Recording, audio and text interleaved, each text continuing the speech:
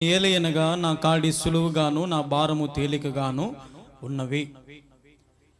దేవుడు ఈరోజు మనతో మాట్లాడాలనుకున్నటువంటి ఈ అంశం దేని గురించి? ఆయన కాడి సులువుగా ఉంది, ఆయన కాడి తేలికగా ఉంది. దేవుని కాడి ఎలా ఉందంట? సులువుగా. అంటే సులువుగా అంటే అర్థమైంది ఈజీగా, చాలా ఈజీగా. దేవుని కాడి చాలా ఈజీగా ఉంది. నా భారము ఏం భారం అంట? నా భారము తేలికగా ఉంది. దేవుని భారం, దేవుని భారం, దేవుడు మన మీద ఉంచినటువంటి భారం, దేవుడు తన మీద మోసుకున్నటువంటి భారం. ఇప్పుడు దేవుడు ఏం భారం మోసాడు చెప్పండి? దేవుడు ఏం భారం మోసాడు? మన పాప భారమును ఆయన తన భుజాలకు ఎత్తుకొని మోసాడు. కనీసం ఒక్క రక్తము చుక్క కూడా లేకుండా ఆయన మరణించాడు. దాదాపుగా 39 కొరడా దెబ్బలు తిని, దాదాపుగా తన శరీరము చీల్చబడి, తన మాంసము లేని శరీరము, ముళ్ళ కిరీటము, ఎంత దీనమైనటువంటి మనసు కలిగినటువంటి దేవుడు. ఒక రాజకుమారునికి, ఒక దేవునికి ఆ చావు అవసరమా? మీరు చెప్పండి ఒక మాట. ఇప్పుడు దేవుడు ఎవరు? రాజకుమారుడు, పరలోక రాజ్యానికి వారసుడు. ఆయన అనుకుంటే నా బిడ్డలందరూ పాపం చేశారు, యేసునామములో క్షమించును గాక అని అనొచ్చు కదా. కానీ దేవుడు ఎందుకు ఈ లోకానికి మనుష్య రూపాన్ని ధరించి తండ్రికి నచ్చ చెప్పుకొని, తండ్రి ఏమంటాడు? అరే నువ్వు నా కుమారునివి, నువ్వు ఎందుకు పోవాలా? నీకు ఏం అవసరం ఉంది? నేను చెప్తున్నానులే, నీ బిడ్డల పాపాలను కలుగుతా. లేదు డాడీ, నేను పోవాల్సిందే, భూలోకానికి పోతా, భూలోకానికి పోయి బిడ్డల పాపాలన్నీ నా భుజం మీద మోసుకుంటా, భారం మోసుకొని చచ్చిపోతేనే వారి పాపాలకి ఏమొస్తుంది? విముక్తి వస్తుందని దేవునితో నచ్చ చెప్పుకొని ఈ లోకానికి వచ్చాడు. అవునా కదా? సింపుల్గా చెప్పాలంటే మన భాషలో. కానీ దేవుడు ఈ లోకానికి వచ్చి తన భారమును దేంతో పోల్చాడు? చాలా తేలికగా పోల్చాడు కదా. అంటే నీ భారము నా భారము, నీ పాపము నా పాపము, మన అతిక్రమములు, మన దోషములు, మన శాపములు, మన వేదనలు, మన శ్రమలు, మన దుఃఖములు, మన కన్నీటితో సమస్తం అన్నిటిని కూడా దేవుడు దేంతో పోల్చాడు? ఆఫ్టర్ ఆల్ ఒక తేలికగా, ఈజీగా. అర్థమైందా? మనకు ఒక్క 10,000 అప్పు ఉంటే మనం ఎట్లుంటాం? తేలిగ్గా ఉంటామా? మనశ్శాంతికి నిద్ర వస్తుందా? పోనీ వాళ్ళు వచ్చి మనల్ని లేదని అంటారని భయపడుతూ దాక్కొని నేను ఇంట్లో లేను, బయట ఉన్నాను అబద్ధాలు చెప్తాం. చిన్న భారాన్ని కూడా మనం భరించలేం. చిన్న భారం, నిన్ను ఎవరైనా పొరపాటున ఏరా అంటే నన్ను ఏరా అంటావా అని కూడా మనం భరించలేం. ఓకే, నీకంటే చిన్నోడు అన్న అనలేదని పేరుతో పెట్టి పిలిస్తే అదొక బాధ. ఏదో ఒక రకంగా ఏదో ఒక చిన్న చిన్న భారాలు మనకు ఎలా ఉంటాయంటే బరువుగా ఉంటాయి, తేలికగా ఉండవు. చిన్న చిన్నవే, కానీ అవి మనం సులువుగా మనం తీసుకోలేం. అందుకే ప్రతి క్రైస్తవుడు కూడా తన భారాన్ని ఎలా చూసుకోవాలంటే, తన శ్రమలు కానీ ఏదైనా సరే ఒక చిన్న గోటితో అలా చూసుకోవాలి, అంతే తేలికగా. ఇది ఎంత, ఇది నన్ను ఏం చేస్తుంది అనుకోవాలి. ఇప్పుడు యేసుప్రభు వారు 40 రోజులు ఉపవాస ప్రార్థన ఉన్నారు, రాత్రింపగళ్ళు 40 రోజులు ఉపవాస ప్రార్థన ఉన్నారు. ఆయన ఒక దేవాలయం మీదకి సైతాన్ని తీసుకొని పోతుంది. ఎందుకు? నువ్వు ఇక్కడి నుంచి దూంకు, లేదంటే నా కాళ్ళు మొక్కు, నీకేమి ఇస్తా అంటది? నా ఈ భూలోకాన్ని అంతా ఇచ్చేస్తా అంటది. అంటే అప్పుడు ఈ భూలోకం ఎవరి చేతిలో ఉంది? ఎవరి చేతిలో ఉంది? దేవుని చేతిలో ఎట్లుంటుంది? సైతాను చేతిలో ఉంటుంది. ఇప్పుడు మనం ఉండే ఈ భూరాజ్యాన్ని దేవుడు కాదు పరిపాలించేది. ఎవరు? సైతాను. వాక్యం ఉంది కదా, సైతాను ఆకాశ మండలంలో ఉండి ఆకాశ మండలం నుంచి తన ప్రభుత్వాన్ని నడిపించుచున్నది అని ఉంది. అంటే సైతాను ప్రభుత్వం ఎక్కడుంది? ఆకాశ మండలంలో ఉంది. తన ప్రభుత్వం ఏం చేస్తుందంట? కింద మనుషులందరినీ జల్లలు పడుతూ, ఎవరు నా వాళ్ళు, ఎవరు నాతో పాటు రావాలా, ఎట్లాంటి వాళ్ళకి పాపాలు, ఎట్లాంటి వాళ్ళకు వల వేయాలా, ఎవరికెవరికి ఏ ఏర పెట్టాలా, ఏం చేయాలా అని సైతాను తన కుయుక్తులతో, తన తలంపులతో, తన ఆలోచనలతో ఈ భూలోకాన్ని మొత్తం విస్తరించింది కదా. ఇప్పుడు ఈ భూలోకంలో ఈ పాపమును దేవుడు పారిదోలాలంటే దేవుని పరిపాలన రావాలా. ఏం పరిపాలన? అది 1000 ఏళ్ళ పరిపాలన రావాలి. 1000 ఏళ్ళ పరిపాలన వచ్చినప్పుడు సైతాను గాడు అగాధంలో పడిపోతాడు. దేవుడు రాజ్యం, దేవుడు ఈ భూలోకాన్ని మొత్తం ఏలుతాడు. అప్పుడు ఈ భూలోకాన్ని మొత్తం మనం ఏం చేయొచ్చు? అనుభవించవచ్చు, ఆస్వాదించవచ్చు. అందుకే కదా దేవునిలో ఒక వాక్యం ఉంది, ఈ భూలోకము శాశ్వతం కాదు కానీ పైన అవే శాశ్వతం. అంటే దేవుని భారము నువ్వు ఎప్పుడైతే నీవు కూడా నీ భారాన్ని తేలికగా పోల్చుకుంటావో అప్పుడు ఈ లోకం నీకు ఏమనిపిస్తుంది అంటే, ఈ లోకం వద్దురా, దేవుడు ఉంటేనే బాగుంటుంది అనే తలంపు ఉంటుంది. అంతే కదా. ఎప్పుడైతే నీకు ఈ లోకం మీద విరక్తి వస్తుందో అప్పుడు నీ ఎవరి దగ్గర ఉన్నట్టు? దేవునికి దగ్గరగా ఉన్నట్టు. అప్పుడు సైతాన్ ఏం చేస్తుందంటే, అబ్బాయి వీడు నన్ను ఈ లోకాన్ని వీనికి విరక్తిగా ఉంది, వీనికి ఏదో ఒక రకంగా చర్చికి పోనీయకూడదు, వీని ఏదో ఒక రకంగా నా వశం చేసుకోవాలి, వీనికి జ్వరం అన్న రావాలా, దగ్గన రావాలా, ఏదో ఒకటి రావాలా, వాడు మాత్రం చర్చికి పోకూడదు ఇప్పుడు అని సైతాన్ ఏం చేస్తుందంటే అప్పుడే నీ మీద తన కుయుక్తులన్నీ, అప్పుడే నీ భర్త నేను తిడతాడు, అప్పుడే నీ భార్య నేను తిడతాడు, అవి దాపు ఇవి దాపు, ఇంట్లో ఆ పని చేయి, ఎప్పుడు పెద్ద పోతావే ప్రార్థనని, అదని ఇదని ఎన్ని మాటలు అంటారు కదా. కరెక్ట్గా ఆ ప్రార్థన పోయే సమయంలోనే ఈ గొడవలు వస్తాయి ఒక్కొక్కసారి. కానీ నీ భారమును నువ్వు తేలికగా పోల్చుకోవాలి, సిద్ధపడి ఉండాలి. ఇప్పుడు దేవుని భారము తేలికగా పోల్చుకున్నాడు. మన మీద ఒక పిన్నుసూది గుచ్చుకుంటే మనం అమ్మా అని అంటాం మనమా? ఒక చిన్న పిన్నుసూది గుచ్చుకుంటే మన ప్రాణం అల్లాడిపోతుంది. ఒక ముళ్ళు కాళ్ళకు గుచ్చుకుంటే మన ప్రాణం అల్లాడిపోతుంది. కానీ దేవునికి తన శరీరం మొత్తం చీలిపోతాను కూడా దేవుడు అంటున్నాడు, ఇది నాకు తేలిక, ఇది నా భారము తేలిక, ఇది ఏం పెద్ద సమస్య కాదు. నా బిడ్డలు బాగుపడాలి, నా కుమారులు బాగుపడాలి, నా కుమారులు నా వారసులు, నా కుమారులు నా కుమార్తె నా వారసులు, వాళ్ళు సంతోషంగా ఉండాలి. ఈ సైతాను ఉచ్చులో చిక్కుకోకూడదని 2000 సంవత్సరాల క్రితమే దేవుడి లోకాన్ని దిగొచ్చి మన పాప భారమునంతా తన భుజాన మోసుకొని మనకేమిచ్చాడు? పాపము నుంచి మనకు విడుదలిచ్చాడు. మన భారమునంతా ఆయన తేలికగా మోసుకున్నాడు. కానీ మన భారమునే మనం తేలికగా మోసుకోం. ఒక రోజంట ఒక వ్యక్తి బండిలో పోతూ ఉన్నాడంట, ఒక సైకిల్లోనో ఏదో దాంట్లో పోతూ ఉన్నాడు. ఒక వ్యక్తి పోతూ ఉంటే ఒక దారిలో ఒక పెద్ద బండరాయి కనపడింది. రోడ్డు మధ్యలో అడ్డంగా ఉంది. ఇదేంద్ర ఇది రోడ్డుకి అడ్డంగా బండరాయి ఉంది, ఈ రాయి ఎవరో ఒకరు ముసలి తట్టుకొని కింద పడతారు కదా అని ఆలోచన చేశాడు. కానీ బండని తీయడానికి ప్రయత్నం చేయలే. నాకు పని ఉందిలే, నేను పోవాలి, ఆ బండ ఎవరో ఒకరు తీస్తారులే, ఆ బండ ఎవరో ఒకరు తీసి పక్కన వేస్తారని తను వెళ్ళిపోయాడు. మళ్ళీ కొద్దిసేపు తర్వాత వేరే ఆయన వచ్చాడు, అదే దారిలో పోతున్నాడు. ఏంది ఈ బండ అడ్డంగా ఉంది, ఈ బండని ఎవరు తీయలేదే, ఎవరైనా ముసలిలో ముతుకులు ఎవరైనా వస్తే కింద పడిపోతారే అని ఆలోచన చేస్తే అతను సేమ్ అంతే వెళ్ళిపోతాడు. కానీ కొద్దిసేపు తర్వాత ఒక ఆయన చిన్నగా నడుచుకుంటూ వస్తుంటే ఆ రాయి తనకు అడ్డంగా ఉంటుంది. ఆ రాయిని దొబ్బాలంటే దొబ్బలేడు, చూస్తేనే భయం వస్తుంది. ఓయమ్మో ఇంత పెద్ద రాయ, నేను దొబ్బలేనే అని నిలబడుకొని ఉన్నాడు అతను. పక్కన బండ్ల వల్ల పోతే ఎగతాళి చేస్తున్నారు, ఇట్లా తిరుక్కొని పోవచ్చు కదా, ఏమా రాయి కానీ నిలబడి ఆ రాయిని దొబ్బాలని ప్రయత్నం చేస్తున్నవే, అవసరమా నీకు, ఇట్లా తిరుక్కొని పో అంటే ఆ వ్యక్తి అంటాడు, ఏదో నాకు ఎట్లా అడ్డం వచ్చిందో, ఎవరైనా నాకంటే కొంచెం ముసలి ఎవరైనా వస్తే వాళ్ళకి అడ్డం వస్తుంది కదా అయ్యా, కొంచెం సాయం పడతావా, ఆ రాయిని పక్కకు దొబ్బుదాము అన్నాడంట. అంటే పోరా నీకు పని లేదు, నాకేం పని లేదా, నా పని నేను చూసుకోవాలి, నాకు ఎంతో సంపాదన ఉంది, నా వ్యాపారాలు నా కథ నాకు చాలా పెద్దది ఉంది, నేను పోవాల్సిందే, నేను ఈ తిప్పలు నువ్వు పడ అన్నాడంట. ఆలోచన చేస్తూ అందరిని అడుగుతున్నాడంటే ఎవరు ముందుకు రావట్లేదంట. ఆ బండను, రోడ్డు మీద ఉండే బండను ఒకసారి మనం కూడా అంతే, ఒక రాయి కనపడితే నీలే పోతే మన కొద్ది మనం పోతూ ఉంటాం, పట్టించుకో. కానీ ఈ వ్యక్తి మాత్రం చాలా దాన్ని పట్టించుకున్నాడు. ఆ బండను తీసి పక్కన పెట్టాలని తలంపు కలిగి ఉన్నాడు. ఎవరు ఆపుతున్నా ఎవరు ముందుకు రావట్లే, బండ చేసి పక్క దొబ్బుదామని. కొద్దిసేపు తర్వాత ఇలా కాదు, నా శక్తిన వరకు నా ప్రయత్నం చేస్తానని చేతులకు బలంగా పెట్టాడంట. బలంగా పెట్టి దొబ్బుతుంటే అది రాయి రూపంలో అంటే ఒక అట్టముక్క. ఏ ముక్క? రాయి రూపంలో అంటే ఒక అట్టముక్క. అట్టముక్క ఏమైనా బరువు ఉంటుందా? తేలిగ్గా ఉంటుంది కదా. ఆయన దాన్ని దొబ్బగానే ఈజీగా జరిగిపోయిందంట.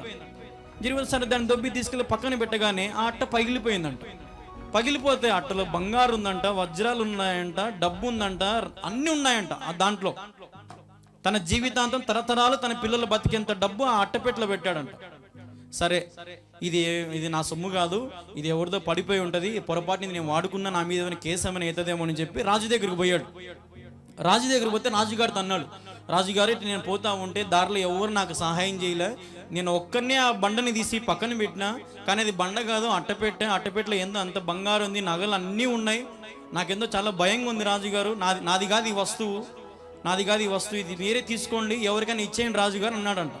అంటే రాజు అన్నాడంట, ఒరే నిజం చెప్పు, ఆ రాయిని తీసింది నువ్వేనా, దాన్ని పక్కకు జరిపింది నువ్వేనా అన్నాడంట.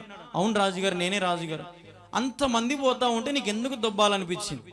అంతమంది వాళ్ళ కొద్ది వాళ్ళు చాలా మంది వెళ్ళిపోయారు, నీకు ఎందుకు అనిపించింది అంటే, నాకు ఈ యొక్క రాజ్య పౌరునిగా నా హక్కు అది, నేను ప్రతిదీ కూడా శుద్ధిగా పెట్టాలి, నీట్గా పెట్టుకోవాలా, నా రాజు గొప్పవాడు, నా రాజు మంచోడు, నా రాజు పరిపాలన ఇక్కడకు నేను చూపించాలని అన్నాడంట. అప్పుడు రాజు అన్నాడంట, ఒరే ఆ రాయిలాగా అట్ట చేయించింది నేనే, దాంట్లో బంగారు పెట్టింది నేనే, వజ్రాలు పెట్టింది నేనే, కానీ దాన్ని ఎవరు దొబ్బుతారో అని వేచి చూసా, దాన్ని ఎవరు దొబ్బి పక్కన పెడతారో వాళ్ళకి ఇద్దామని అది అట్లాగా పెట్టాను రా, ఈరోజు ఆ ఆస్తి దాంట్లో ఉన్న ప్రతివన్నీ నీవే అన్నాడంట. అంటే ఈ వ్యక్తికి ఏమీ లేనోడు, ఒక దిక్కు లేనోనికి ఏం దొరికింది? ఇప్పుడు ఏం దొరికింది? బంగారు దొరికింది, డబ్బులు దొరికినాయి, అన్నీ దొరికినాయి, వజ్రాలు అన్నీ దొరికినాయి. ఇంకా వాని ఆనందం ఎట్లుంటుందమ్మా అతని ఆనందంగా? ఇంటికి వెళ్ళాడు, సంతోషం, పండగ, రాజుగారు నాకు ఇట్లా ఇచ్చాడు, ఇట్లా రోడ్డు మీద ఒక రాయి ఉంది, నేను ఏదో మామూలు దబ్బితే దాంట్లో బంగారు దొరికింది, నా పరిస్థితి మారిపోయింది, సంతోష కుటుంబంతో సమయం గడిపాడు. ఎందుకు ఈ ఉదాహరణ చెప్పానంటే, చాలా మంది కూడా ఇలాగే అనుకుంటారు. దూరం నుంచి చూసి, అమ్మా క్రైస్తవం వద్దు, అమ్మా బాప్తిసమా, అమ్మ వద్దు, ఇది భారం అంట, బాప్తిసం తీసుకుంటే బరువు అంట, బాప్తిసం తీసుకుంటే మారిపోతామంట, దేవుని దగ్గరికి అవుతామంట అని భయపడి దూరంగా ఉన్నారు. కానీ దేవుడు అన్నాడు, నా కాడి ఏమన్నాడు, నా కాడి సులువుగా ఉందన్నాడు కదా. అంటే ఇప్పుడు ఆ వ్యక్తికి అట్టబిడ్డ దొరికితే ఏం దొరికింది? వజ్రాలు, వైడ్రాలు దొరికినాయి. కానీ నీవు దేవుని కాడిని సులువుగా దాని దగ్గరికి వెళితే నీకేం దొరుకుతుంది అంటే నిత్య రాజ్యము నీకు దొరుకుతుంది. దేవుడు నీకు బంగారు ఇస్తా అని చెప్పాడు, నీకు ఆరోగ్యం ఇస్తా అని చెప్పాడు, నీకు అవి ఇస్తా ఇవి ఇస్తా, నా దగ్గరికి రా, నీకు స్వస్థ ప్రార్థన. దేవుడు ఏం చెప్పాడు అవన్నీ? దేవుడు ఒకటే చెప్తాడు, మొదట నా నీతిని, రాజ్యాన్ని వెతుకువాడు ధన్యుడు. దేవుని నీతిని, దేవుని రాజ్యాన్ని వెతకాలమ్మ. అప్పుడు నీకు అన్ని నీ వెంబడి ఏం జరుగుతాయి అంటే అన్ని కృపాక్షేమములే, అన్ని మంచివే జరుగుతాయి. ఎప్పుడైతే నా తలంపు, నా సొంత తలంపు, నా ఐడియాలజీ, నాకు నచ్చిన నేను బ్రతుకుతాను అని అంటావో అక్కడ దేవుడు ఉండడు. దేవుని సన్నిధి నీ మధ్యలో ఉండాలంటే, మీ కుటుంబంలో కానీ మీ మధ్యలో ఉండాలంటే ప్రాముఖ్యంగా నీలో ఏముండాలి? దీన మనసు, సాత్వికం ఉండాలి. ఇప్పుడు ఆ వ్యక్తికి రోడ్డు మీద ఎంత దీన మనసు కదా, ఏమని ఆలోచన చేశాడు? ఎవరైనా తట్టుకొని కింద పడతారేమో అని ఆలోచన చేశాడు. దీన మనసే కాదా? మంచి మనసే కాదా? మంచి మనసు. కానీ అతనికి దేవుడు రాజుగారు ఏమి ఇచ్చారు? బంగారు, వైట్ దాంట్లో ఉన్నాయి. తన స్థితే మారిపోయింది, తన బ్రతికే మారిపోయింది. ఈరోజు నీవు కూడా యేసు ప్రభు కాడిని సులువుగా పాటిస్తే నీ బ్రతుకు మారిపోతుంది, నీ జీవితం మారిపోతుంది. నువ్వు ఊహించిన దానికంటే అత్యధికమైన మేలుతో నింపబడుతుంది. బ్రతుకు మారిపోతుంది అంటే నిన్నటి దాకా పాత బట్టలు వేసినట్టు కొత్త బట్టలు వేసినట్టు కాదు. బ్రతికి మారిపోతుంది అంటే నువ్వు పేద స్థితిలో ఉన్నా, నువ్వు ధనికుడు అయినా కానీ నీ మనసుని దేవుడు ఏం చేస్తాడంటే సులువుగా చేసి మంచి మనసును దయచేసి మారుస్తాడు. నీకు పరిశుద్ధతని ఇస్తాడు, పవిత్రత ఇస్తాడు, నీతిని ఇస్తాడు, న్యాయం ఇస్తాడు, మంచి పలుకులు ఇస్తాడు, మంచి మాటలు ఇస్తాడు. కొంతమంది వాక్యాలు చెప్పేలు కావచ్చు, వాక్యం వినేవాళ్ళు కావచ్చు, మాటలు ఎలా ఉంటాయంటే బూతులు, అన్ని నానొక మాటలు, అవి మనం పలకలేనటువంటి మాటలు కూడా మాట్లాడతారు. అలాంటి ఘోరమైన మాటలు మాట్లాడతారు. అలాంటి స్థితిలో ఉన్నటువంటి క్రైస్తవులు అనుకుంటారు, ఓయమ్మ దేవుడు చెప్పిన, దేవుడు ఉన్నంత నీతిగా నేను ఎక్కడుంటాను, దేవుడు తన శిష్యులంత నీతిగా నేను ఎక్కడ, నా వల్లే ఆడవుతుంది. ఏదో చర్చికి రమ్మంటే వస్తా పాస్టర్ గారు, నాకేమైనా పనులు చెప్తే నేను చేయలే, నా వల్ల కాదు, అమ్మ అంత బరువు నిన్ను మోయలే, అంత పుణ్యాత్ము నేను కాదు అంటారు కదా. మామూలుగా అదే మాట అంటారు వెంటనే. అన్న ఒక సాప చుట్టూ, అమ్మ నేను మందిరంలో సాప చుట్టుంతటో, అమ్మ ఏంది అట్టు అంటావు అంటారు కదా, ఎగతాళిగా. కానీ దేవుని కాడి సులువు, దేవుని పని చాలా ఈజీగా ఉంటుంది. నీకు ఒకవేళ బయట పని, ఏ పనికి పోవాలన్నా కష్టం ఉంటుంది. కానీ దేవుని చర్చికి పోవాలంటే ఏమైనా కష్టం ఉంటుందా? ఏం కష్టం ఉంటుంది? రెడీ అవుతావు, పోయి కూర్చుంటావు, అంతే కదా. ఏమన్నా పని చెప్తాడా పాస్టర్ నీకు చర్చిలో? రాళ్ళు మొయ్యి, అవి మొయ్యి, ఇవి అంటాడా? దేవుని సన్నిధిలో నీకు ఎంతసేపు ఉన్నా కూడా ఏముంటుంది? మనశ్శాంతి, సమాధానం ఉంటుంది. మనకి ఈ ప్రపంచం మొత్తంలో ఎక్కడికి సంతోషం, ఆనందం కోసం పరిగెత్తినా కొన్ని గంటలే ఉంటుంది, అవును కదా. సినిమాకి పోతే 2.5 గంట, పార్కుకు పోతే 1 గంట, ఏదైనా పిక్నిక్ పోతే 1 రోజు, అంతే కదమ్మా. కానీ దేవుని సన్నిధిలో సంతోషం ఎలా ఉంటుందంటే సదాకాలము ఉంటుంది. పోయిన వారం ఏం చెప్పుకున్నామంటే ఈ వారం కూడా చెప్తారు చాలా మంది, మర్చిపోరు చాలా మంది. వాక్యం అనేది హృదయంలో పదిలమైపోతుంది. చూడండి, అదే మాట పైన చూడండి, 29వ వచనం చూడండి ఒకసారి. 29, నేను సాత్వికుడును, దీన మనసు గలవాడును గనుక మీ మీద నా కాలి ఎత్తుకొని నా యొద్ద నేర్చుకొనుడి, అప్పుడే మీ ప్రాణాలు విశ్రాంతి మీ ప్రాణాలకు ఏం దొరుకుతుందంట? విశ్రాంతి దొరుకుతుంది. విశ్రాంతి అంటే ఏంటంటే చనిపోవడం కాదు, నేను నిద్రపోవడం కాదు. విశ్రాంతి అని అర్థం ఏంటంటే మనం చనిపోయినాక మనకు ఒక నిరీక్షణ. ఏంటి ఆ నిరీక్షణ? దేవుని రాజ్యంలో ఉంటామని, దేవుని సన్నిధిలో ఉంటామని ఒక నిరీక్షణ, ఒక బ్రతుకు. అలాంటి బ్రతకాలం. ఏదో అందరూ మాలు చర్చికి వచ్చిపోయినట్టుగా, లేదంటే దేవుని మాటలు విన్నట్టుగా అలాగ ఉంటే జీవితం అది క్రైస్తవ జీవితం కాదు. ఒక పాట ఉంది కదా, క్రైస్తవ జీవితం సౌభాగ్య జీవితం. ఈ జీవితం ఎవరికి, చాలా మందికి దొరకదు. చాలా మంది ఒక కన్వర్ట్ అయ్యి దేవుళ్ళలోకి వచ్చినా కూడా వారిలో పాత స్వభావం అలాగే ఉంటుంది. వారి కులం పిచ్చి అలాగే ఉంటుంది, మతం పిచ్చి అలాగే ఉంటుంది, అన్ని ఆచారాలు అలాగే ఉంటాయి, పద్ధతులు అలాగే ఉంటాయి. కానీ చర్చికి మాత్రం ఆదివారం పోయి ఏం చేస్తారు? ప్రార్థన చేసుకుంటారు. అంటే మనసు చావట్లే, మనిషి చావట్లే. మనిషి ఏం చేయాలి? బాప్తిసం పొందేటప్పుడు ఏం చేస్తారమ్మా? ఇట్లా పని పెట్టి అంటే దాని అర్థం ఏంది? నువ్వు మరణించి తిరిగి లేచావు అని అర్థం. మరణించి తిరిగి లేచావు, ఇంకా నీ బ్రతుకు అయిపోయింది. నీవు నూతన గీతం పాడాలి, నూతన పాట పాడాలి, నూతన బ్రతుకాలి. ఎలా బ్రతకగలుగుతావు అంటే దేవుని కాడి సులువు అని తెలుసుకుంటే నువ్వు బ్రతుకుతావు. ఈరోజు నేను బాప్తిసం తీసుకున్నా, మీరు బాప్తిసం ఎందుకు? దేవుని కాడి సులువు. దేవుని మాటలు చాలా బాగుంటాయి. ఎక్కడైనా దేవుడు మిమ్మల్ని ఖండించినట్టుందా? దేవుడు మీకు ఎంతసేపు ఉన్నా వాగ్దానాలు ఇచ్చాడు, ప్రేమగా మాట్లాడాడు, దయగా మాట్లాడుతున్నాడు, కృపగా మాట్లాడుతున్నాడు. ఎప్పుడన్నా మనం చేసే అతిక్రమలను బట్టి ఆయన ఏం చేస్తాడు? మనల్ని హెచ్చరిస్తాడు, కానీ తిడతాడు ఏమన్నా? మన మాదిరి ఏమన్నా బూతులు తిడతాడా? ఏమన్నాడు? హెచ్చరిస్తాడు. వాక్యానుసారంగా దేవుడు తన సేవకుని వాళ్ళని హెచ్చరిస్తాడు. కాబట్టి దేవుడు అంటాడు, నేను సాత్వికుడును దీన మనసు గలవాడను, కాబట్టి నా గనుక మీ మీద నా కాడి ఎత్తుకొని నా యొద్ద నేర్చుకున్నాడు. ఎవరి వద్ద నేర్చుకోవాలంట? దేవుని యొద్ద నేర్చుకోవాలి. దేవుని యొద్ద నేర్చుకోవాలి. దేవుని యొద్ద మనము తరఫీదు అవ్వాలి. ఇప్పుడు గొప్ప గొప్ప సేవకులు సొంతంగా వాళ్ళే ట్రైనింగ్ తీసుకుంటే ఎలాగంటే దేవుడు వాళ్ళని మలుస్తాడు. ఇప్పుడు ఒక శిల్పి చెక్కేవాడి దగ్గరికి వెళ్తే శిల్పికి ఆ పని ఎవరు నేర్పించిండరు. అన్న నీకు ఈ పని ఎవరు నేర్పించారంటే ఏదో చిన్నప్పటి నుంచి వచ్చేసిందిలే అంటాడు. ఆ వాళ్ళ తాతను నాకు చిన్నప్పటి నుంచి అంటే ఎవరి పని వారికి బాగా నైపుణ్యంగా వస్తుంది.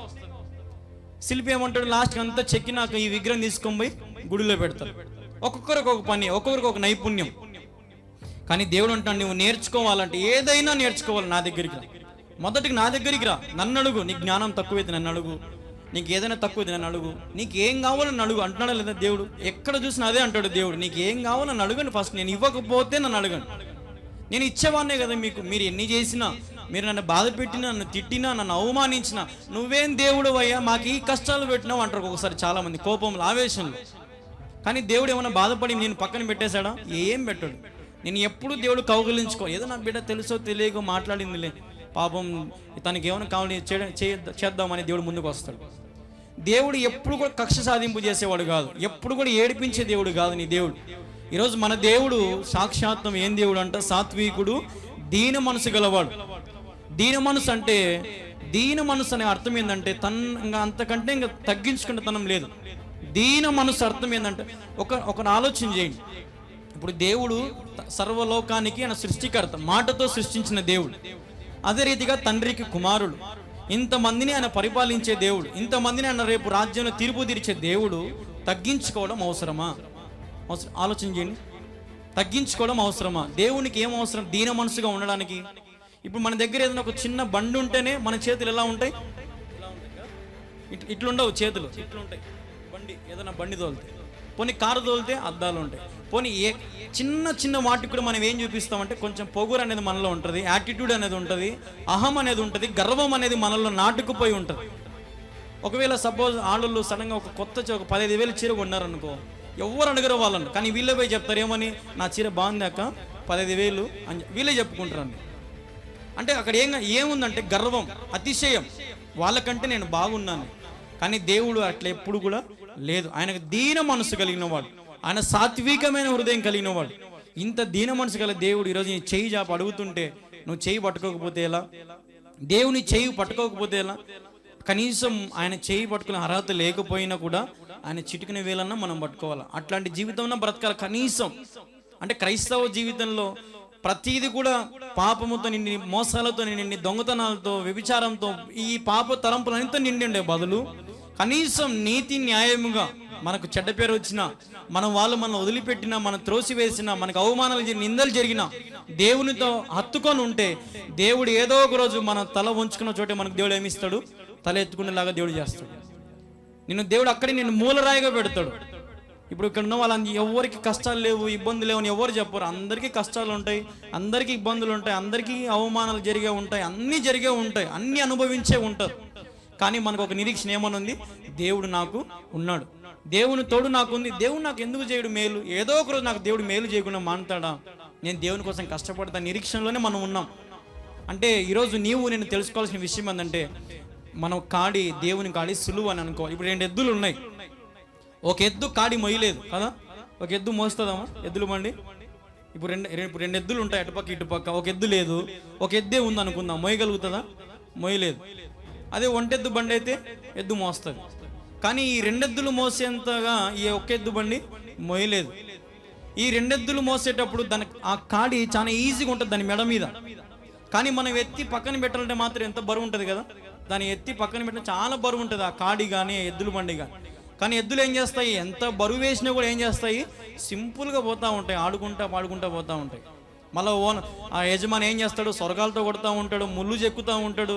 నేను లాగను పో, నేను పక్క పారిపోతా అంటే ఎద్దులు ఏముంటాయి, చక్కగా దాని పోతానే ఉంటాయి పాపం కదా. అంటే దాని అర్థం ఏంది, ఎద్దులకి తన కాడి, ఎద్దులు బండి ఏంది, సులువు, చాలా ఈజీ. నువ్వు లాగలేవు. కనీసం ఈ నుంచి ఇప్పుడు రోజు రాత్రి ఇప్పుడు ఇసుక పోతూ ఉంటుంది ఒక్కొక్కసారి. ఆ ఇసుక తీసుకునేటప్పుడు ఎన్ని టిప్పులు తిరుగుతాయో ఎద్దులు, కాళ్ళు అరిగిపెట్టి తిరుగుతూ ఉంటాయి. మనం ఈ నుంచి 1 కిలోమీటర్ నడచలేం కదా, 1 కిలోమీటర్ నడచలేం. అంటే మనకు అంత భారం, అంత బరువు. కానీ దేవుడు అంటున్నాడు, నా కాడి సులువయ్యా, ఒకసారి నా కాడి మోసి చూడు. ఇప్పుడు ఎవరన్నా మనకి పచ్చళ్ళు అమ్మే వాళ్ళు వస్తారమ్మా, ఒకరోజు చూడు, బాగుంటేనే తీసుకో అంటారు కదా. పచ్చడి బాగుంటేనే పచ్చడి దాన్ని, బాగుంటేనే ఇది వాడు, బాగుంటే ఇది తీసుకోని అంటారు కదా. అలాగే దేవుడు అవకాశం మీద ఒకసారి ఆలోచించి, దేవుని కాడి సులువుగా ఉందంట, ఒక్కసారి ట్రై చేయి. ఇప్పుడు బట్టల షాపుకి పోతాం, బట్టలు కొనేటప్పుడు ఒకసారి ట్రై చేయకుండా రూమ్లోకి వెళ్ళండి అంటారు అన్నాడా. ఆ షర్టు బాగుంటేనే మనం తెచ్చుకుంటాం కదా. అలాగే ఒక్కసారి దేవుని కాడి మోసి చూడండి, దేవునికి సమయం ఇవ్వండి, దేవునికి త్యాగం ఇవ్వండి, దేవునికి మీ సమర్పణ, మీ శరీరంలో సమస్తము దేవునికి ధారాళము ఇవ్వండి, మీ శ్రమని ఇవ్వండి. మీ కానుక కాదు దేవుడు కోరేది. దేవుడు ఏం కోరుతాడు, మీ బలులు అర్పించడం కంటే మాట వినుట శ్రేష్టం కదా. దేవుని మాట వినాలి, దేవుని చిత్తం పాటించాలి. దేవుడు చెప్పినట్టు మనం బ్రతికితే దేవుడు ఏం చేస్తాడంటే సంతోషపడతాడు. ఇప్పుడు ఒక తండ్రి తన కుమారుడు బాగా చూసుకుంటూ ఉంటాడు. సపోజ్ ఒక తండ్రి తన కొడుకుని బాగా చూసుకుంటూ ఉంటాడు. రేపు ఆ కొడుకు పెద్దోడు అయినాక అన్నం పెట్టలేదు అనుకో, ఏమంటారు, నేను ఎంత బాగా చూసుకున్నారా, నేను ఈ పొద్దు నాకు ఒక పూట అన్నం పెట్టలేగా ఉన్నావు, ఏంద్ర నీకు భారం అయినానా, ఒకవేళ అప్పుడు నువ్వు భారం నేను తీసేసింది, అసలు నేను పుట్టించుకుందా పోయింది మేము అంటారు కదా. అంటే భారం అయిపోయారు. ఈరోజు ప్రతి విషయంలో కూడా మనుషులు అనే వారికి ఏమైందంటే భారం. తలనొస్తుందిరా, నీతో మనశ్శాంతి లేదురా, నీకు నెమ్మది లేదురా. మనము అసలు ఇది చాలా సింపుల్ ఐడియా కానీ మనకు వెంటనే ఏమనుకుంటాం, ఇది భారము, అమ్మో ఇది నేను భరించలేను అనుకుంటాం. కానీ దానికి జవాబు అంతే ఉంటుంది కదా. ఇప్పుడు మనం ఎంత పెద్ద సమస్య, దాని జవాబు ఎంత ఉంటుంది, అంతే ఉంటుంది. ఆ జవాబు ఆలోచించాలి. శ్రమ పడద్దు, ఇబ్బందులు పడద్దు, టెన్షన్ పడద్దు. సులువుగా దేవుని వైపు చూసి ప్రార్థన చేయి. ప్రభా నేను ఈ సమస్యలో ఉన్నాను, ప్రభా ఈ శ్రమల్లో ఉన్నాను, ప్రభా ఈ వేదనలో ఉన్నాను, నాకు దారి, నాకు మార్గం ఏది. ఈ పరిశుద్ధ గ్రంథంలో చెప్పని మాట లేదు, ఇవ్వని వాగ్దానము లేదు. ఈ వాక్యం ఏమిస్తుంది మనకు, నీ వాక్యమే నన్ను బ్రతికించెను, బాధలలో అది నాకు నెమ్మదినిచ్చాను. బాధలలో ఏమిస్తుంది అంటే ఇది నెమ్మదినిస్తుంది. ఒక మనిషి నీతో మాట్లాడినట్టు ఇది మాట్లాడుతుంది నీతో. ఇప్పుడు ఎవరైనా వచ్చి ఏరా తిన్నావా, బాగున్నావా అని అంటారు కదా. కానీ దేవుడు అలా అన్నాడు, ఏనైనా నీకు ఏమైనా సమస్య ఉందా చెప్పునైనా, వాక్యాన్ని మాట్లాడతా, నీతో నీకు మార్గం చూపిస్తా అంటాడు. ఒక వ్యక్తి ఇలా అంటున్నాడు యూట్యూబ్లో. ఒక ఆయన ఒక సాక్ష్యం చెప్తున్నాడు, నాకు ఈ ఖతర్లోనో దుబాయ్లోనో ఎక్కడో కువైట్లోనో తనకు పెట్రోల్ తీసే పంపులు ఉన్నాయంట. పెట్రోల్ భూమిలోంచి తీసేది పంపు ఉందంట అతనికి. అతను ఒక ముస్లిం సోదరుడు. కానీ అతనికి ఆ వీధిలో సాక్ష్యం అందరూ సువార్త చెబుతూ పోతూ ఉంటే అతని పెద్ద బంగ్లాలోంచి కూర్చొని పెట్టి అవుతున్నాడంట. ఆ సువార్త అక్కడెక్కడే తిరుగుతుందంట, ఆ ఇంటి చుట్టే తిరుగుతుందంట ఆ వ్యాను. ఏంద్ర వీళ్ళు ఇంత గోల, వాచ్మెన్స్ వాళ్ళు ఎవరంటే పక్కకు పంపించండి అన్నారంట. అంటే వీళ్ళు తన భాషలో సువార్త చెప్పడం మొదలు పెట్టారు. ఇంకా వాక్యం చెప్తున్నారు, సువార్త చెప్తున్నారు. ఇది పాప జీవితం, ఇది అసలైన దేవుడు, ఇది యేసు ప్రభు గురించి ఇలా చెప్తూ ఉన్నారు. కొద్దిసేపు తర్వాత ఆలోచన చేశాడు, అవును కదా యేసు ప్రభు వారు ఇంత చేశాడు, అలా చేశాడు, సరే ఒకసారి వాళ్ళని మన ఇంటికి పిలిచండి రా అన్నారు. ఇంటికి పిలిపించుకున్నాడు, కూర్చున్నాడు. వాళ్ళతో మాట్లాడుతుంటే మనసు నిండా సంతోషం ఉందంట, మనసు నిండా ఆనందంగా ఉందంట. మరుసటి రోజు ఉదయాన్నే తన ఆఫీసులోకి వెళ్ళాడంట. ఎవరితో మాట్లాడుతున్నా నెమ్మది లేదంట, మనశ్శాంతి లేదంట. మళ్ళీ వాళ్ళని రమ్మన్నాడంట. వాళ్ళు కూర్చుంటే వాళ్ళతో మనశ్శాంతి ఉందంట, నెమ్మది ఉందంట, బాగుందంట. పాస్టర్లతో సంఘ విశ్వాసతో కూర్చొని ఉంటే ఒక కోటీశ్వరునికి. కానీ ఆఫీసులో పోతే ఏముందంట, ఏమి లేదంట, సంతోషం లేదంట, బాధ లేదంట, నిద్ర రావట్లేదంట, అసలు కష్టాలు ఉన్నాడు, కొన్ని కోట్లకు అధిపతి. అతను అంటున్నాడు, సేవకుడు నాతో ఇలా మాట్లాడాడు. ఏం మాట్లాడాడంటే, పలానా చోట పెట్రోల్ ఉంటుంది తీసుకోపో అని చెప్పాడంటే దేవుడు ఆ వ్యక్తికి. చూడండి మరి బైబిల్ ఏం మాట్లాడుతుంది, చూడండి. ఒక మనిషి మాట్లాడినట్టు పలానా చోట్ల పెట్రోల్ ఉంటుంది, ఆ స్థలంలోను, ఆ స్థలంలో నీకు పెట్రోల్ దొరుకుతుంది, నువ్వు కోటీశ్వరుని అవుతావు అని దేవుడే తనకి చెప్పాడంట. కానీ అది తను ఎప్పుడు కూడా బయటికి చెప్పలేదంట, ఎప్పుడు కూడా బయటికి చెప్పుకోలేదంట. చెప్తే మా మతం వాళ్ళు మమ్మల్ని ఏమని అంటారేమో అని భయం అంట. కానీ తను ధైర్యంగా ముందుకు వచ్చి చెప్పేసరికి కింద కామెంట్స్ అన్ని అందరూ పెడతా ఉన్నారు, దేవునికి మహిమ కలుగును కాక. ఈరోజు గొప్ప గొప్ప శాస్త్రవేత్తలు కానీ గొప్ప వాళ్ళకి ఏం లేదు, మనశ్శాంతి లేదు, నెమ్మది లేదు. కానీ ఈరోజు నీకు నాకు దేవుని సన్నిధిలో ఏముంది? సంతోషం ఉంది, సమాధానం ఉంది. మనకు బంగారు అవసరం లే, డబ్బు అవసరం లే, వస్త్రాలు అవసరం లే, భూములు అవసరం లే, బుట్టలు అవసరం లే, కులం అవసరం లే, మతం అవసరం లే, జాతి ఏది మనకు అవసరం లే. మనకి ఎవరు కావాలా? దేవుడు కావాలి. అంతే కదా? దేవుని కోసమే మనం వచ్చినాం. దేవుని మాటలు వినాలనే మనం వచ్చాం. దేవుని తలంపులు, దేవుని చిత్తము పాటించాలని వచ్చాం. కాబట్టి తెలుసుకోండి, దేవుని కాడి సులువు. దేవుని కాడి చాలా ఈజీగా ఉంటుంది. ఇది నేను మొయ్యలేను అంటే అది ఎంత కష్టమైనా నువ్వు మొయ్యలేవు. ఇది నేను మోస్తాను, ఇది నేను ఎత్తగలను అంటే ఎత్తగలుగు. అంటే నువ్వు ఏది కష్టం అనుకుంటావు అది నీకు కష్టంగా నువ్వు చేయలేవు. ఇష్టంగా అనుకుంటే అది నువ్వు చేయగలుగుతావు. దేవుని పనికి మనం మొదటగా కావాల్సి ఏంది అంటే సమర్పణ. మన హృదయం, మన శరీరం, మన శ్రమ దేవునికి, మన త్యాగము సమర్పణ చేయాలి. ఒకవేళ మనలో దేవుని పనులు చేసేటప్పుడు కానీ, దేవుని పనుల్లో కానీ ఎక్కడైనా మందిర నసుగుడు గొనుగుడు ఉంటే అది చాలా పెద్ద పాపం. దేవుడు అన్నాడు కదా, నా రాజ్యానికి ఒక్క పాపము చేసినా కూడా వాడు ఏం చేయడంట?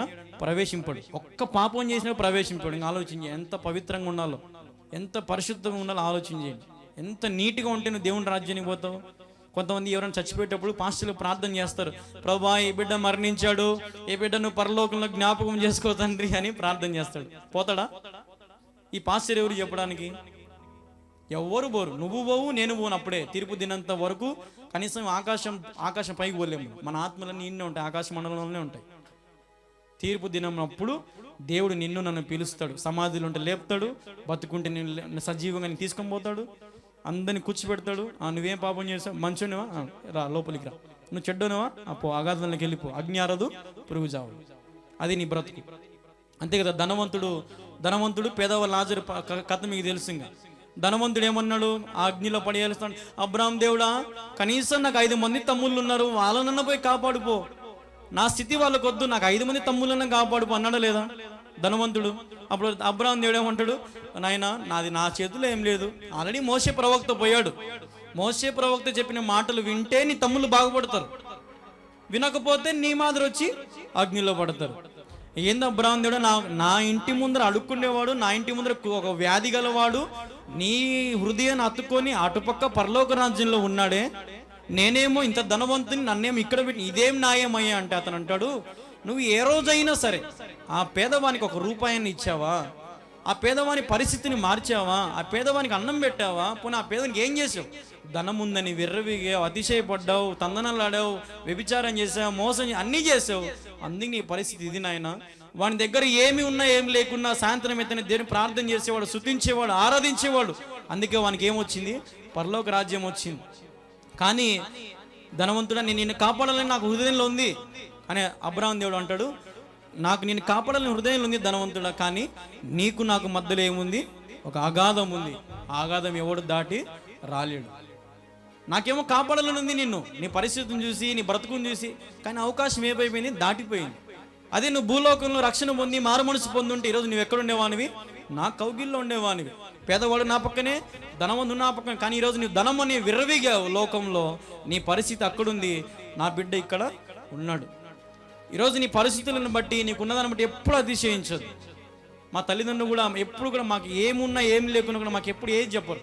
ఇప్పుడు ఇంత మందిరం కట్టేది కూడా మా తల్లిదండ్రులు ఇంతకు 1 రూపాయి కూడా నాకు పంపలే, 1 రూపాయి నాకు ఇవ్వాలి. ఎంతసేపు ప్రార్థన చేసుకో, మా అమ్మ అయితే అదే అంటది, ప్రార్థన చేసుకో, దేవుడు ద్వారం తెరుస్తాడు, ఎవరో ఒకరు ప్రార్థన చేసుకో అని. దేవుని సంకల్పం ఇది. దేవుని పని చేయాలంటే దేవుని చిత్తం కలిగి ఉండాలి. దేవుడు చెప్పినట్టు బ్రతకాలి. దేవుడు చెప్పినట్టు అవమానాలు వచ్చినా మనం నిలబడాలి, వేదనలు వచ్చినా నిలబడాలి. మన మీద హ్యాకని ఇంగిళ్ళు మూసినా కూడా తుడుచుకొని పోయే గుణం మనలో ఉండాలి. ఇప్పుడు బైబిల్లో ఒక మాట ఉంది కదా, ఒక చెంప కొడితే ఒక చెంప చెప్పి, ఫస్ట్ బైబిల్లో ఉంది, గాంధీ గారు కాదు చెప్పింది, ఫస్ట్ ఆ మాట బైబిల్లో ఉంది. నీలో ఏముండాలంటే నాకు తెలిసినంత వరకు దీన మనసు ఉండాలి, సాత్వికమైన హృదయం ఉండాలి. చిన్నవాడు నిన్ను వచ్చి ఒరే అన్నా కూడా, అరే పెద్దోని రాళ్ళు అన్నకూడదు అనాలి, కానీ నన్ను ఒరే అంటావని గొడవ పోకూడదు. మనం ఎంతసేపు ఉన్నా కూడా మంచి మనసుతో మంచి మాటలే పలకాలి, కానీ చెడు హృదయంలో చెడు తలంపులు ఏది కూడా మనం ఊహించద్దు. ఇప్పుడు నువ్వు వీలైతే ఈ వ్యక్తికి సహాయం చేయి, కానీ ఈ వ్యక్తికి నువ్వేం చేయొద్దు? ద్రోహం చేయొద్దు, మోసం చేయొద్దు, వాడిని బాధ పెట్టద్దు, కించపరచొద్దు. ఒకవేళ ఆ వ్యక్తి నీకు నచ్చలేదా, దూరంగా ఉండు, అది నీకు మంచిది. దూరంగా ఉండి గుంతల్లోకి మంచి పనులు మోసాలు చేసి వాని ఏదో ఒక రంగా ఎనికి లాగాలో, వాని సంపాలో, వానికి అది చేయాలి, అవమానం చేయాలి, మాటలు చెప్పాలని చేసిన వానికి ఏమవుతుంది? నీకు ధనవంతుని గతే నీకు పడుతుంది. ఈరోజు పేదవాళ్ళు మనం అందరం ఎంత మన దగ్గర ఉన్నా కూడా మన హృదయం ఎలా ఉండాలంటే ఏమీ లేనట్టు ఒట్టి పాత్ర ఎలా ఉంటుంది. ఇప్పుడు దేవుడు కానాను విందులో ఒట్టి పాత్ర నింపాడా, బాగా అన్ని కుండలు బాగుండేవి నింపాడా? ఏం చేసినాడు? ఒట్టి పాత్రలు నింపినాడు. ఆయన ప్రభువా మాకాడ అంతా చాలా ఎక్కువ కుండలు నిండుతా మాకు ద్రాక్షరసం ఉంది, అది సరిపోతే ఇంకొక 6 కుండలు అన్నారా వాళ్ళు? ఏమన్నారు? మా కాడ ద్రాక్షరసం అయిపోయింది, మాకు అవమానం అవుతుంది ఇంత పెద్ద విందులో, మా పరిస్థితి ఏం బాగలేదు, ఇప్పుడు ప్రభువా నీవే మాకు సహాయం చేయండి. దేవుడు అంటాడు, మీరు పోయి ఆ కుండ నీళ్ళతో నింపండి, ముందు ఆ కుండ నీళ్ళతో నింపండి, అవి మీరు తీసేటప్పుడు ఏమవుతాయి? ద్రాక్షరసంగా. ఏంది అద్భుతాలు, ఏంది మేలులు? దేవుడు అంతే, నువ్వు కంటికి ఊహించలేవు, నీ కంటికి కనపడవు. దేవుడు ఎవరికి కనపడ్డు. దేవుడు నీకు ఏం చేస్తాడు? ఆయన పరోక్షంగా నీకు సాయం చేస్తాడు, పరోక్షంగా నీ ముందుకు వస్తాడు. అని ఏమో తప్పు చేస్తాను ఒకసారి ఆలోచన చేయరా అని మీ అమ్మ చెప్తుంది నీకు ఏదో ఒకసారి. అప్పుడు నువ్వు తెలుసుకో, దేవుడు నాతో మాట్లాడుతున్నాడా. ఒకవేళ నీ తమ్ముడు అంటాడు, అన్న ఏమైనా తప్పు చేస్తున్నామో మనం ఏమన్నా, అవును దేవుడు మాట్లాడుతున్నాడు అంటే నీ పక్కన దేవుడు ఏం చేస్తాడు? మాట్లాడతాడు. తెలుసుకోవాలా, గ్రహించుకోవాలా, నీ మనసును శుద్ధి చేసుకోవాలి, నీ మనసును పవిత్రత కలిగి ఉండాలి. ఏ పాపము అంటడానికి వీలు లేదు. ఒక వ్యభిచారి వచ్చి దేవుని పాదాలు అడిగితే దేవుడు ఏమన్నాడు? నీ పాపములు క్షమించబడ్డాయి. వ్యభిచారి కంటే ఇంకా ఘోరమైన పాపం ఏమైనా ఉంటుందా? అంటే ఇన్ని ఎందుకు చెప్తున్నానంటే మనలో ఏం రావాలంటే దేవుని కాడి సులువు అని అర్థం చేసుకోవాలి. దేవుడు చాలా ఈజీగా నీ పాపాన్ని తీసివేస్తాడు. నువ్వు కొండలకు రాళ్ళకు పోయి ముక్కి తంత్రాలు కట్టించుకొని అవి చేసి సిలువలు వేసుకొని అవి చేసి ఇవి చేస్తే నీకు ఏం దొరకదు, ఏది రాదు నీకు. నువ్వు ఉన్న చోట ఉన్న పాటును ఏముంది? మోకరించి ప్రార్థించి ఉన్న చోటున ఉన్న పాటును ప్రార్థించి, ప్రభువా నా పరిస్థితి ఇది, ప్రభువా నా బ్రతికిది, కాకులతో ఆహారం పంపలేదా దేవుడు? ఎన్ని చేసినాడు దేవుడు నీకు. ఒకరోజు అంట ఒక సేవకుడు వారమైందంట, ఇంట్లో ఒక బియ్యం ప్యాకెట్ లేవంట, తన పరిస్థితి ఏం బాగలేదంట, అసలు చాలా హీనమైన పరిస్థితులు. తన భార్య గొనుగుతుందంట. అప్పుడే ఏముంటుందంట, పెద్ద సేవకుడు బల్ల వచ్చినావు సేవ చేద్దామని, ఈరోజు మనకు తిండి బట్ట ఒకరు లేడు, మనకేమో ఇంతమంది ఆత్మీయమైన బిడ్డలు ఉన్నారు, ఒక్కడనే ఇది ఒక బియ్యం ప్యాకెట్ తీసుకున్నాడు, ఒక జత బట్టలు తీసుకున్నాడు, ఏం చెప్పరు, ఏం సేవ ఇది, ఏమొద్దు మనం పోదాంపా, మా పుట్టింటికి పోతానే అనిందంట వాళ్ళ భార్య. అప్పుడు సేవకుడు అన్నాడంట, సరే మీ పుట్టింటికే నువ్వు పోదులే, ఒక్క వారం నాకు టైం అన్నాడంట. ఇన్ని రోజులు పెద్ద చేసినావు, ఇప్పుడు వారం అడుగుతున్నావు అనిందంట పాస్టర్ అమ్మ. అంటే సరే బా ఒక్క వారం నాకు టైం అన్నాడంట. అతను ఎవరు పిలిచట్లేదంట, ఏ ఊరి ఇంటికి ప్రార్థనకి పిలిచట్లేదంట, ఏ ఫంక్షన్లు లేవంట, తనకు ₹1 కానుకొచ్చే మార్గమే లేదంట. ఖచ్చితంగా ఒక 2 రోజుల ముందు తను చెప్పినట్టుగా ఒక సేవకుడు ఫోన్ చేసి, మా ఊర్లో ఒక చిన్న ఫంక్షన్ ఉంది బ్రదర్, మీరు ఊరికి రండి అంతే, మీకేం వాక్యం ఉండదు, మీకు ఏ పాటలు ఉండవు, ఏం ఉండవు, ఊరికి వచ్చి కూర్చోండి అని పిలిచాడంట. పోయి కూర్చున్నాడంట. అక్కడ చెప్పినట్టే కూర్చుంటే ఆ చర్చిలో క్విజ్ ప్రోగ్రామ్ జరుగుతూ ఉంది. అంటే క్విజ్ ప్రోగ్రామ్ అంటే ఈ ఆటలు పోటీలు ఇవేనా ఉంటాయి కదా, మా పిల్లలు ఎగ్జామ్ రాసినవి ప్రైజులు ఇస్తున్నారంట పిల్లలకి, సండే స్కూల్ పిల్లలకి ప్రైజులు ఇస్తున్నారంట. అదే రీతిగా ఈ సంఘంలో ముసలోళ్ళు ఉన్నారు, వాళ్ళకి బియ్యం ప్యాకెట్లు ఇద్దామని చర్చి తరపునని బియ్యం ప్యాకెట్లు కూడా ఇచ్చారంట. 2 బియ్యం ప్యాకెట్లు మిగిలినాయంట, 2 జతలు బట్టలు మిగిలినాయంట, 2 జతలు చీరలు మిగిలినాయంట. ఇప్పుడు ఇవి ఊరికి ఎన్నికిచ్చి ఇంట్లో పెట్టే బదులు ఎవరున్నట్టు చూడండి రా అంటే, దూరంగా ఒక సేవకుడు ఉన్నాడు, ఆ సేవకుని పిలిచండి స్టేజ్ మీదకి, ఆ సేవకునికి ఇద్దాము అన్నారంట. హల్లెలూయా. ఇప్పుడు అతను ఏమైనా ఊహించాడా, నాకు బియ్యం ప్యాకెట్లు దొరుకుతాయి, బట్టలు వస్తాయి, నా భార్యకు చీరలు వస్తాయని ఊహించిపోయాడు ఏమన్నా? ఏం పోలే. కానీ దేవుడు అక్కడ ఏం చేస్తాడు, అవి మిగిలించాడు. అందరికీ సరిపోగా 2 ప్యాకెట్లు మిగిలినాయి. నువ్వు ఇస్తే ఒక ప్యాకెట్ ఇస్తావు, కానీ దేవుడు ఎన్ని ఇచ్చినాడు? 2 ఇచ్చినాడు. అది దేవుడు మేలు. హల్లెలూయా. సేవకుడు అవి ఇంటికి తీసుకెళ్ళి సంతోషం, ఇదో చూడు నా దేవుడు ఎంత గొప్ప, నా దేవుణ్ణి అంటావా నువ్వు, మోకరించు, క్షమాపణకు దేవుణ్ణి అని అంటే, అప్పుడు తన భార్య కన్నీరు తేడ్చిందంట. అంటే ఈరోజు నీ పరిస్థితి, నా దేవుని ఒకసారి మనం హేళన చేస్తాం. దేవుడు ఏం చేస్తారా నీకు, కనపడతాడా పాడా, అసలు పరలోకం ఉందో లేదో, నరకం ఉందో, ఈ జీవితం అనుభవిద్దాం, ఈ జీవితం సంతోషంగా ముందుకు పోదాం. ఆ దేవుని కాడు ఎందుకు, ఆ కథ ఎందుకు, మనకు అవసరం లేదురా, ఎప్పుడో ఒక 80 ఏళ్ళు 70 ఏళ్ళు వచ్చి బాప్తిసం తీసుకుందాం అని అనుకుంటారు చాలామంది. కానీ యవ్వన కాలంలో దేవుని కాడి మోస్తే నీకేమొస్తుంది? మేలుకర జీవితం వస్తుంది, నీకు దీవెనకరమైన జీవితం నీకు లభిస్తుంది. దేవుని కాడి భారం అనుకోవద్దు, దేవుని పని భారం అనుకోవద్దు. ఏముంది, నీ పనుల భారం యెహోవా మీద మోపుము, నీ భారం యెహోవా మీద మోపు, దేవుని మీద మోపు. అది నీకు దేవుడు సులువుగా చేస్తాడు, ఈజీగా చేస్తాడు. కానీ ఎప్పుడు కూడా ఇంత శ్రమని చాలా మంది ఆత్మహత్యలు చేసుకున్నారు. అందుకే ఏమని, ఈ భారం నేను భరించలేను, ఈ శ్రమలు నేను భరించలేను, ఈ అప్పులు నేను భరించలేను, చచ్చిపోతే నాకు మార్గం అని చచ్చిపోతారు. ఇవన్నీ ఎవరు ప్రేరేపిస్తున్నారంటే, సైతాన్ని చుట్టూ ఒక ఆట ఆడుతూ ఉంటుంది. ఆ ఆటలో నువ్వు మేకవు, అది సింహం. గర్జించు సింహం వలె నీ చుట్టూ ఎవరున్నారంట? సైతాను పొంచుకొని ఉంది. గర్జించు సింహం వలె. ఒక సింహం గర్జిస్తే 3-4 కిలోమీటర్లు వినపడుతుంది. ఒక సింహం గర్జిస్తే 3-4 కిలోమీటర్లు. అదే సైతాను గర్జిస్తే నువ్వెంత నేనెంత. నేను ఎంత పరిశుద్ధి, నా చేతిలో బైబిల్ ఉందన్న కూడా సైతాన్ ఏం చేస్తుంది? ఇక్కడే కూర్చుంటుంది. ఇప్పుడు నీకోసం నువ్వు ఇప్పుడే, నీకు నిద్ర వస్తుంది, ఇప్పుడే నువ్వు ఆవులు చేస్తావు, లేదంటే నీకు అప్పుడే ఫోన్ వస్తుంది, అప్పుడే నువ్వు బయటికి రా అంటే, లేదంటే ఇంట్లో వంట ఎట్లా అవేంట, గ్యాస్ ఆఫ్ చేసిన లేదు, ఎన్ని ఆలోచనలు ఎవరు పుట్టిస్తారంటే సైతాన్. ఎప్పుడైతే నువ్వు సైతాను పారదోలి నీలో ఉన్న సమస్త పాపములకు కారణము సైతాన్ని గమనించు. దేవుడు ఏమన్నాడు?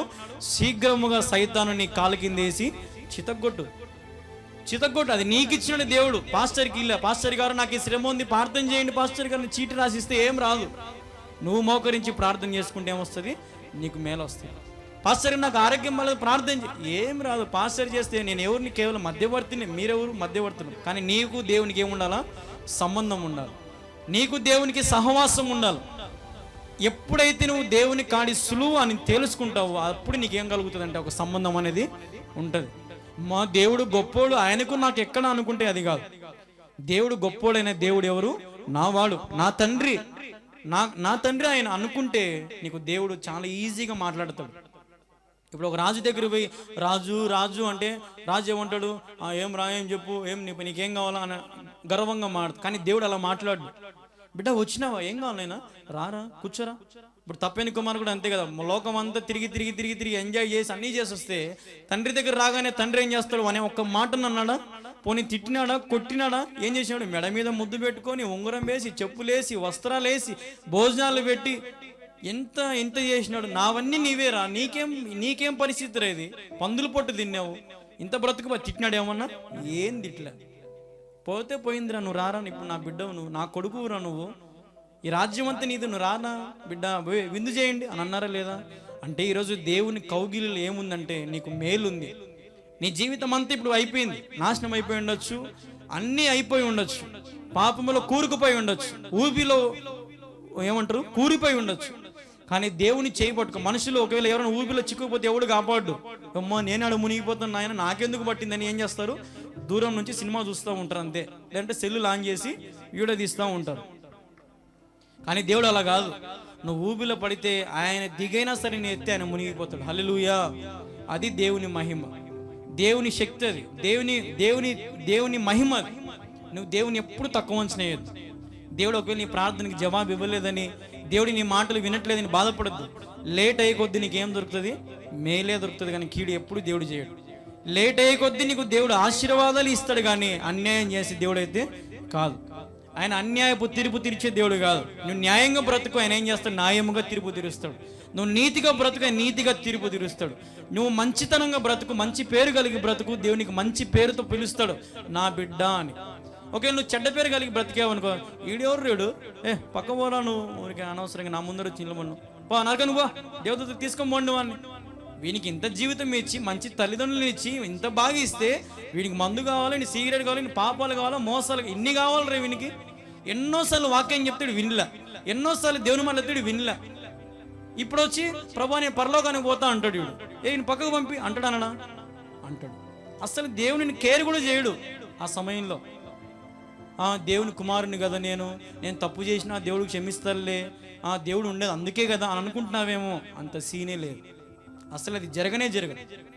ఇప్పుడు ఈ భూమి మీద ఏముందంటే దేవుని కృపాకాలం జరుగుతూ ఉంది.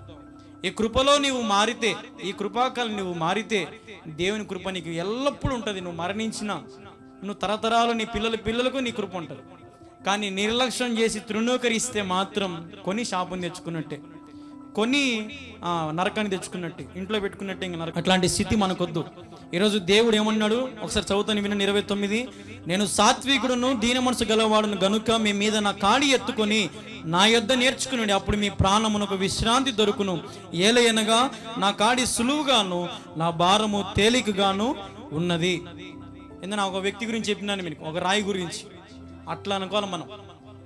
ఏది చూసినా కూడా ఇది బరువు కాదు, ఇది నేను చేయగలను, ఇది నా వల్ల అవుతుంది అని చేస్తేనే నీకేం దొరుకుతుంది? మేలు దొరుకుతుంది. ఇది నేను చేయలేనే, నేను కూడా వాళ్ళ మాదిరే పోతా, నేను కూడా వాళ్ళ మాదిరి రాయి ఎత్తలేనే, నేను కూడా లోకంలో కలిసిపోతాను పోతే ఏమొస్తుంది? ఒట్టి చేతుల్లో ఉంటావు.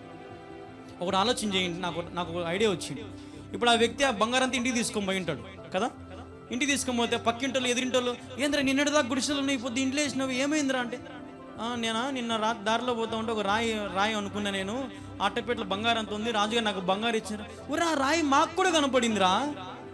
ఊరి నా రాయి మేము తీయలేదే, తీసింటే మేమీరో ధనవంతులు అయ్యేటోళ్ళమే బా, రాయి మేము చూస్తా పోయినామే బా, తీసింటే బాగుండు కదా బా అని అంట. కానీ రాయి ఇప్పుడు ఆ బంగారం వాళ్ళకి వస్తుందా ఆ మాట అంటే, ఆ వజ్రాలు వాళ్ళకి వస్తాయా?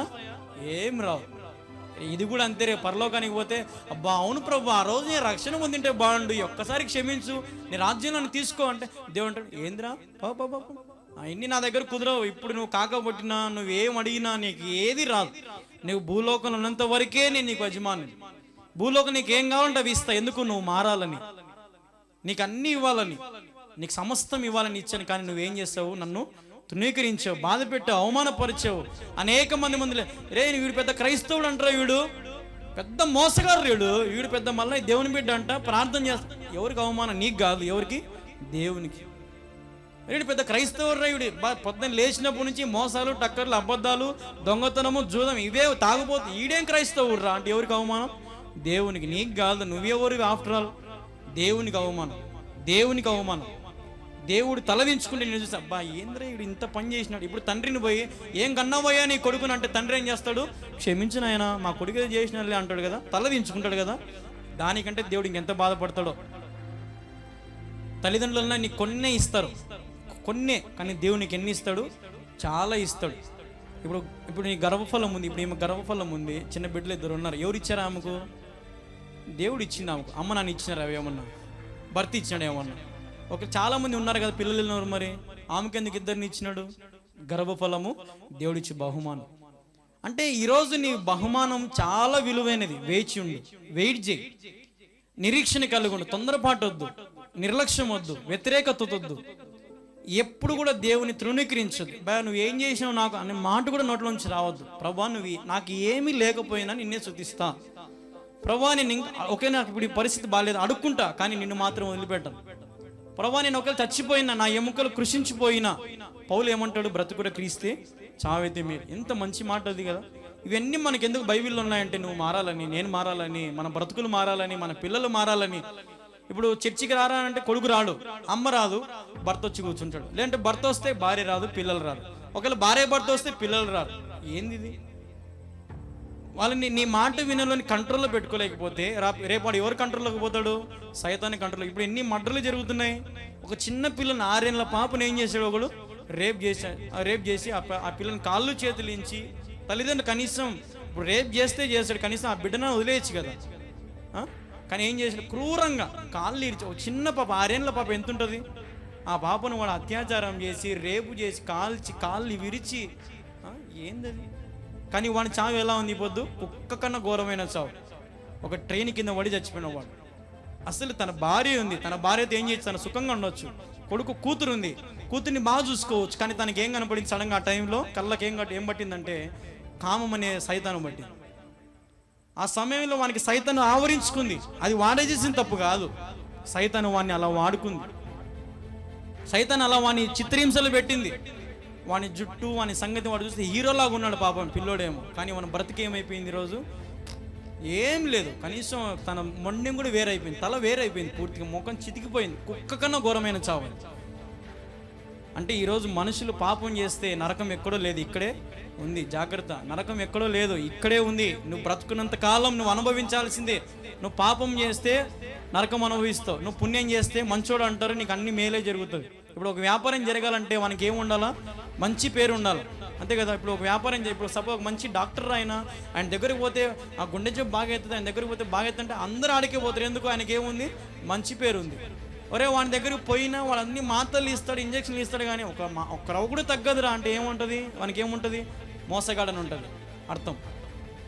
ఈరోజు మంచివాడు నిన్ను ఆహ్వానిస్తున్నాడు, నాయన నా కాడిమోయి, నా ఎద్దులు బండి మోద్దురాను, నీకు ఎట్లుంటుందో చూద్దురా, అసలు నీ జీవితం ఎలా ఉంటుందో చూద్దురా. నీ జీవితం అసలు నువ్వు ఊహించని రీతిగా ఉంటుంది. అడుగు వాటన్నిటికంటే, ఊహించు వాటన్నిటికంటే అత్యధికముగా ఏం చేస్తాడు దేవుడు? నీకు దయచేస్తాడు. ఊహించు వాటన్నిటికంటే నువ్వు నాకు ప్రభు చిన్న కారు చాలే ప్రభు, 1 లక్ష రూపాయలు అంటే దేవునికి ఏం చేస్తాడంటే 10 లక్షల కారు ఇస్తాడు. నీ తలంపు అంతే, కానీ దేవుని తలంపు ఎంతో ఉంది, దేవుని ఆలోచనలు ఎంతో ఉన్నాయి. కాబట్టి ఈరోజు దేవుని మహిమను అనుభవించు, దేవుని సొత్తులోకి రా. దేవుడు కాడిని మోయి నీ జీవితము అసలు దాని పరమార్థం ఏంటో తెలుసుకో, బ్రతుకేంటో తెలుసుకో, బ్రతుకు విలువ ఏంటో తెలుసుకో. ఈరోజు మామూలు ఈ లోక సంబంధమైన వాటిని చూసి ఈ ఆచారాలు పద్ధతులు పాటించి దేవుని నామానికి అవమానం తేవద్దు, వేదన తేవద్దు. దేవుని వీలైతే సంతోషపెట్టు, లేదంటే మౌనంగా ఉండు. క్రైస్తవ జీవితాన్ని బట్టి ఒక్కరిని తిట్టాడు అనుకో, నువ్వేం క్రైస్తవుని రావా అని అన్నాడు అనుకో, అందరు నన్నంటే కదా, నిన్నంటే నన్ను అన్నట్టే. నేను క్రైస్తవునే, నువ్వు క్రైస్తవునే, నిన్నంటే నన్ను అన్నట్టు. అదేదో మనం మంచిగా ఉండి మనకి ఎవరేం లేకున్నా, మనల్ని ఎవరు పట్టించుకోకపోయినా, మనం దేవునిలో ఉంటే మనకేం దొరుకుతుంది? ఆత్మీయమైన మేలులు, కృపాక్షేమములు, మంచి మంచి ఈవులు దేవునికి ఇస్తాడు, మంచి ఫలాలు నీకు ఇస్తాడు. అవి అనుభవించు, అవి పొందుకో, దేవుని జీవితాన్ని మారుస్తాడు. హల్లెలూయా. ఈరోజు దేవుని కాలి కిందికి వద్దాం. దేవుని భారమును ఆయన తేలికగా మోసాడు, మన భారమును కూడా తేలికగా మోసుకొని దేవుని వైపు చూస్తూ దేవుని వేడుకుందాం. మోకరించండి, ప్రార్థన చేసుకుందాం. మా ప్రియమైన యేసుక్రీస్తు ప్రభువా, నీకు వేలాది వందనాలు, స్తోత్రాలు తెలియజేస్తూ ఉంటున్నాము తండ్రి. సమయంలో నీ సన్నిధానంలో ఇంత చక్కటి వర్తమానాన్ని మేము వినడానికి మాకు ఇచ్చిన కృపను బట్టి మీకు వేలాది స్తోత్రములు తెలియజేస్తూ ఉంటున్నాం ప్రభా. నీ కాడి ఎంతో సులువుగా ఉంది, నీ భారం ఎంతో తేలిగ్గా ఉంది ప్రభా. నీవు దీన మనస్సు గలవాడవు, సాత్వికమైన హృదయం గలవాడవు తండ్రి. అందుకే ప్రభా, నీవు మా మీద నీ కాడిని మోయాలని, నీ సులువైనటువంటి కాడిని మా మీద పెట్టాలని ఎంత ఆశపడుతున్న దేవుడవు ప్రభా. కానీ మేమే ఇన్ని రోజులు దూరం అయిపోయాం, పాప పుచ్చులో కూరుకుపోయి ఉన్నాం, ఊపిలో కూరుకుపోయి ఉన్నాం. అనేకమైనటువంటి సైతాను ఇచ్ఛలతో, సైతాను తలంపులతో నిండిపోయిన మా జీవితాలను మార్చి ప్రభా, మాకు రక్షణ, మారు మనసును, బాప్తిసం దయచేసి మమ్మల్ని నేటికి సజీవ లెక్కల్లో ఉంచి నిన్ను ఆరాధించే బిడ్డగా, నిన్ను స్తుతించే బిడ్డగా మమ్మల్ని చేసిన మీకు స్తోత్రము తెలియజేస్తున్నాం ప్రభా.